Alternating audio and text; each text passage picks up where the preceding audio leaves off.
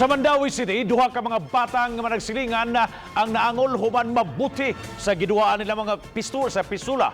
Ani ang live exclusive report ni Nico Serino. Nico?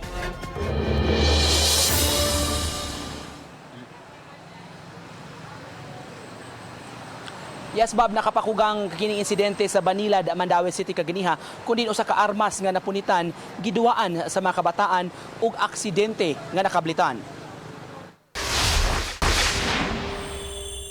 Kabhang sa bala ug nagpasad nga dugo.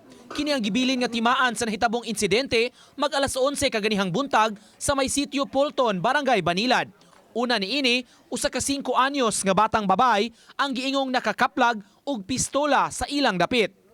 Dinhinining nagtipon og nga mga basura gikatahong nakitaan sa usa sa mga bata ang pistola. Gipasa niya kini sa iyang kadua. Dito na nahitabo ang aksidente nga pagkakablit sa armas. Sa pagkakablit sa armas, naangol ang duha ka mga bata.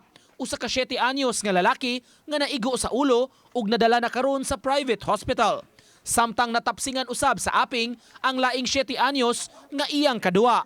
Wa ra hinon maunsa ang laing 5 anyos nga bata apan tatawong nagpanguyawan gihapon. Nga sila man kay nakakita man to sila pusilwa mo ko kay baw na abi na kog duwaan. Nagpusil-pusil siya, nagana siya piu-piu-piu mo to gikak niya kusog din. No, igo ming duho. Na-recover sa kapulisan ang armas nga nasayran 9mm nga klase. Nasuta nga loaded pa kini sa 8 ka mga live ammunition, ikasiyam ang bala nga mibuto dihang nakablitan ang armas. Sutaon pa karon sa mga pulis kinsa ang tag-iya sa maong armas ug ngano nga yano ra kini nga gibilin sa labayanan ug basura. Ongoing ang amuang kuan karon sir kung kinsa. So amuang kuan ng serial number ani ipadala na mong armas pod sa kanang kuan para ma-identify nato.